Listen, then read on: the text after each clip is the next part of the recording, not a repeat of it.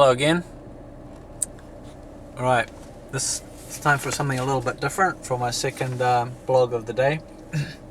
It's a story. And it's called The Probability Engine Part 1, a story.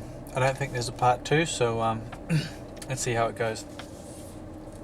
Long ago, when the stargates were still upon the Earth, humanity travelled far out into the universe and found there a place to dwell for a time. Then, as civilization dwindled on our ancient homeworld, one amongst us created an engine, massive in scale, that had the power to divine that which was most likely to come. At first it was a godsend, enabling us to best utilize what remained of our supplies. After the stargates fell dark, and food and water no longer came to us from Earth, soon we thrived, growing strange lichen and other such things to eat, which in turn produced water and air. It wasn't long before every decision was left to the great engine, until after many hundreds of years, there was no one left capable of deciding what they should do, even on the smallest scale. Perhaps there was a design in all of this, but the histories are silent on the matter, of whether the great metal and glass abacus which guided our society was itself guided by an unseen hand, or whether it could somehow decide things for itself. Regardless, in the end it was all the same.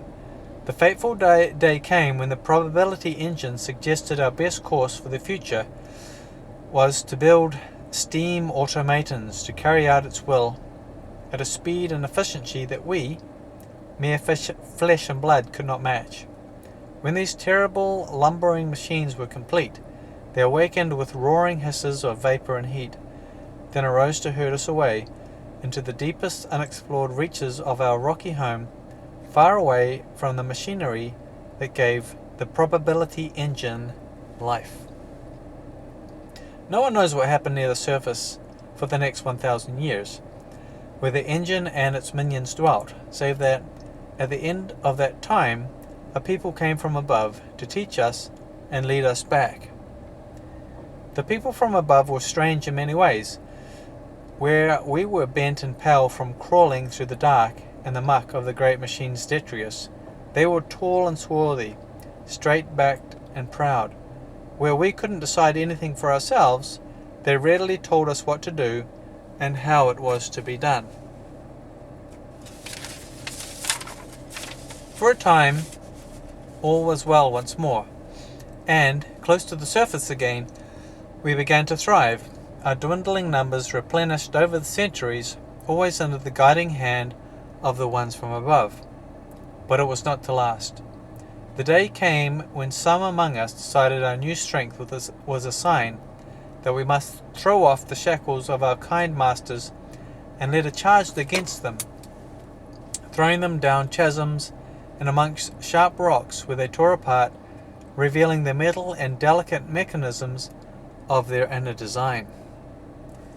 When the last of them was destroyed, a terrible rumbling was heard, and a great stone door rent itself asunder, wherein could be seen brass juggernauts, steam hissing from their impervious hulks.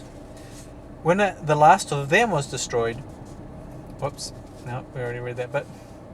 They moved quickly, despite their bulk, and where the people from above were kind and gentle, or I suppose I should say machines from above, these metal monsters reflected our own violence against us, and before long, blood mixed with oil of the broken machines until there were but 3 living beings left. These were placed in cages, their essence taken from them, then they too were destroyed. Thus for many thousands of years the stars were once again empty of life, until, satisfied with the machine world it had built, the probability engine once again placed living beings, bred from that ancient essence, into the void of space. We found there everything essential to life, and much more, a kind of highway between the stars. No longer were we confined to underground rocky caverns. Instead we soared through the universe, travelling in ships seated and inhabited with air, water, plants, and us. The few became many, and the many countless legion and many a countless legion exploring the universe looking for a home. A golden age arose.